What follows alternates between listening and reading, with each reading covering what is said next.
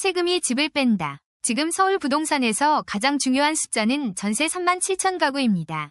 등록임대 만료와 집주인 실거주 전환이 겹치면 2028년까지 서울 전세 물량 약 37,000 가구가 사라질 수 있다는 전망이 나왔습니다. 쉽게 말하면 세금 때문에 집주인의 선택이 바뀌고 그 결과 세입자가 가장 먼저 압박을 받는 구조입니다. 이번 최신 인사이트의 핵심은 부동산 시장이 단순히 오른다, 내린다의 문제가 아니라는 겁니다. 세제 개편한 이후 세금이 거래 방식과 거주 방식을 바꾸고 있습니다. 강남권 재건축은 종부세, 그러니까 일정 기준을 넘는 고가주택 보유자에게 부과되는 세금 부담을 줄이기 위해 이주와 멸실 일정을 앞당기고 있습니다. 멸실은 기존 건물을 없애는 단계입니다. 재건축 속도를 높여 과세 기준에서 벗어나려는 움직임으로 볼 수 있습니다. 초고가 주택 보유자도 단순히 팔지만은 않습니다. 양도세, 즉 팔 때 발생한 차익에 붙는 세금을 피하거나 줄이기 위해 교환거래, 실거주 전환, 경매 우회 전략까지 검토하고 있습니다. 이전 인사이트에서는 시장의 축이 보유에서 실거주와 입지 선별로 이동한다고 봤습니다. 이번 최신 인사이트에서 달라진 점은 그 판단이 실제 행동으로 더 뚜렷하게 확인되고 있다는 겁니다. 이제는 세금 논쟁이 아니라 집주인과 투자자의 실행 전략 문제로 넘어왔습니다. 가장 빠르게 흔들리는 곳은 임대차 시장입니다. 서울 60에서 85제곱미터 아파트 신규 전세 중위 가격은 2년 새 5억 5천만 원에서 6억 6천만 원으로 20% 올랐습니다. 중위 가격은 가장 비싼 집과 가장 싼 집의 평균이 아니라 순서대로 세웠을 때 가운데에 있는 가격입니다. 그런데 가격만 오른 게 아닙니다. 신규 전세 계약 건수는 40.6% 줄었습니다. 가격은 오르고 새로 나오는 계약은 줄어드는 겁니다. 지금 이게 왜 중요하냐면 집주인의 절세 전략이 세입자에게는 퇴거 통보와 보증금 부담으로 바뀔 수 있기 때문입니다. 등록임대 혜택이 줄고 집주인이 실거주를 선택하면 전세로 살던 사람은 나가야 합니다. 전세 매물이 월세로 바뀌면 청년, 신혼부부, 중간소득 가구의 부담은 더 커집니다. 리포트는 전세가격 상승률이 소득 증가율의 3배 수준이라고 봅니다. 이 말은 월급이 오르는 속도보다 주거비가 훨씬 빠르게 올라가고 있다는 뜻입니다. 그래서 이번 시장의 단기 체감 리스크는 매매가보다 전세에서 먼저 나타날 가능성이 큽니다. 매매 시장은 지역별로 갈라지고 있습니다. 강남은 대출 의존도가 낮은 현금 부자 중심 거래로 재편되고 있습니다. 리포트 이후 첨부 데이터에서도 서울 집합건물 대출 지수는 7월 50.47로 낮아졌고 강남구는 32.54로 최저권이었습니다. 대출 지수가 낮다는 건 대출을 끼고 사는 거래의 힘이 약하다는 뜻으로 이해하면 됩니다. 강남은 대출 규제에 막힌 실수요자보다 현금 여력이 큰 사람들의 시장이 되고 있습니다. 반대로 은평, 금천, 노원, 도봉, 구로 같은 지역은 대출을 동원한 실수요 거래 비중이 높습니다. 마포, 광진, 구로, 송파 일부 단지에서 신고가가 이어진 점도 중요합니다. 이건 강남 수요가 완전히 사라졌다는 뜻이 아닙니다. 오히려 강남 밖의 중고가, 중저가 권역으로 수요가 이동하고 있다는 신호입니다. 최신 시장 데이터에서도 마포구 아파트는 제곱미터당 2,149만 원으로 14.63% 올랐고 서초구는 2,840만 원으로 7.21% 올랐습니다. 반면 용산구는 2,158만 원으로 27.89% 하락, 강동구는 1,504만 원으로 21.04% 하락했습니다. 단기 데이터는 변동성이 크지만 지역별 방향이 한쪽으로만 움직이지 않는다는 점은 분명합니다.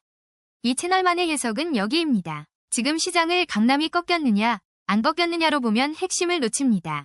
더 중요한 건 자금의 성격이 갈라지고 있다는 점입니다.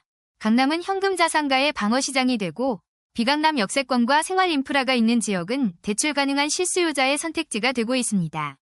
그래서 가격만 보면 늦고 누가 어떤 자금으로 사고 있는지를 봐야 합니다. 공급 쪽에서는 정부와 서울시가 속도전을 강조하고 있습니다.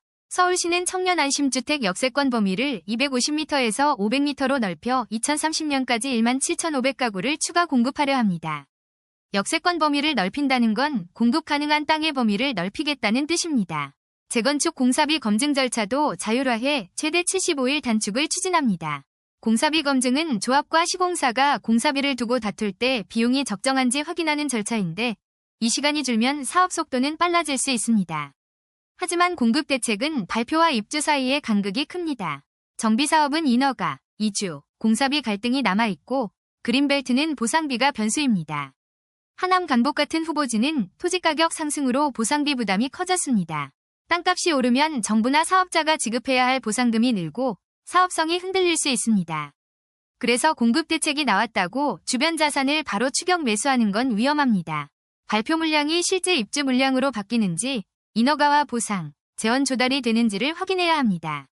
상업용 부동산은 주거와 다른 흐름입니다.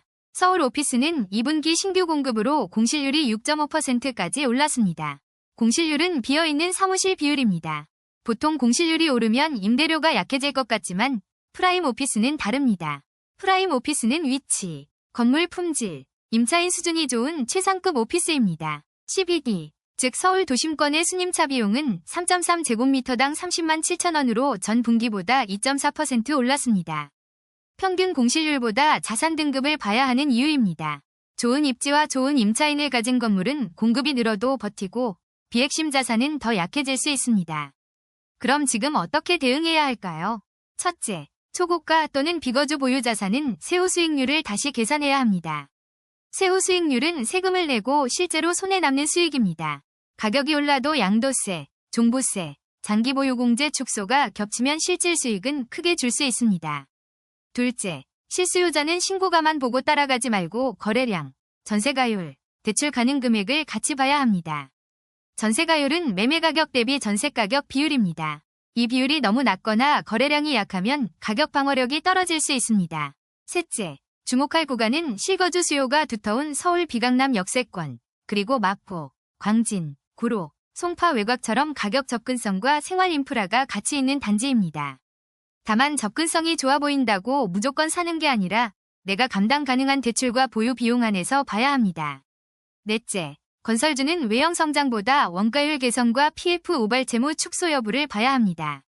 원가율은 매출에서 공사비 같은 비용이 차지하는 비중이고 PF 우발 채무는 부동산 프로젝트 금융에서 문제가 생길 때 회사가 떠안을 수 있는 잠재 부담입니다.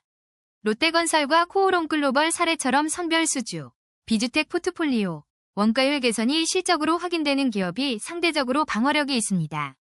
마지막 리스크도 분명합니다. 세제 개편안은 여론과 정치 일정에 따라 조정될 수 있습니다. 현재안만 보고 급하게 팔거나 사면 정책이 바뀌었을 때 반대로 물릴 수 있습니다. 임대차 시장은 공급 감소와 가격 상승이 동시에 나타날 수 있고 공급 대책은 실행 지연 위험이 큽니다. 그래서 지금은 방향에 베팅하기보다 세금과 현금 흐름, 대출 가능성, 실제 입주 가능성을 하나씩 확인해야 하는 장입니다. 이 영상은 투자 정보 제공 목적이며 투자 판단의 최종 결정은 반드시 본인이 해야 합니다. 구독과 좋아요로 함께하세요.